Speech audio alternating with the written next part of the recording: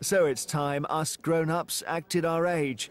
But would a group of parents agree? Do you think is society in some way expecting children to behave in a sexual way? A lot of it is on TV. This idea that there's some pressure that the boys or the girls have got to have sex before X age or something or other. But what if a broadcaster says, you know, you are complaining about television, we've given you this watershed which is there to protect your children, and you're not enforcing it? I don't think the watershed exists anymore. I agree. I come home from work maybe early at 5:30 and my 16-year-old daughter will be watching Skins. Yeah, I agree. You know, but you can record it and it's on demand. Yeah. What are you learning about in this particular activity? Fantasy. Fantasy. Tell me a bit more about the fantasy. Are you sure? We're writing about fantasy setting. A fantasy setting? A fantasy setting for a story? Yeah. And you've got two sheets here. Now, could you explain to me how you're using those two different sheets? What's this one underneath? It's got lots of writing already. Like a story mountain. So tell me about a story mountain. Well, it makes us plan. Okay, so the story mountain is the planning sheet. And then you're using that, whatever story you want to write.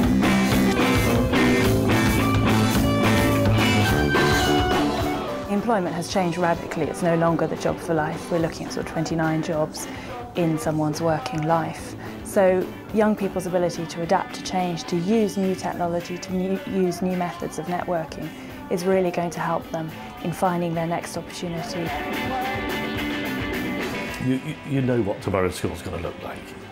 Your children are going to be running to school in the morning because they can't wait to finish the project they're engaged in, and you won't be able to get them to leave at night because they don't want to stop. Tomorrow's school is a place with quite a lot more joy in it.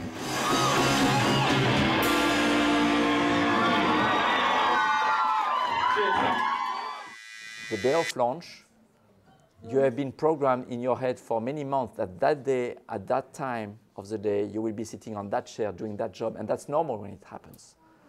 So when you fly in space, it is just something happening normal for you, because for 1 year you have been trained and programmed and consciously to do that at that time. These are jobs where you are doing something in a hostile environment, and when you are in a hostile environment, you have to trust your hardware 100%, because the only thing that protects you is the hardware, the suit or the cabin. You have to make sure you don't make mistakes, because few switches, if you throw them at the wrong time, in the wrong direction, boom, it's finished right away.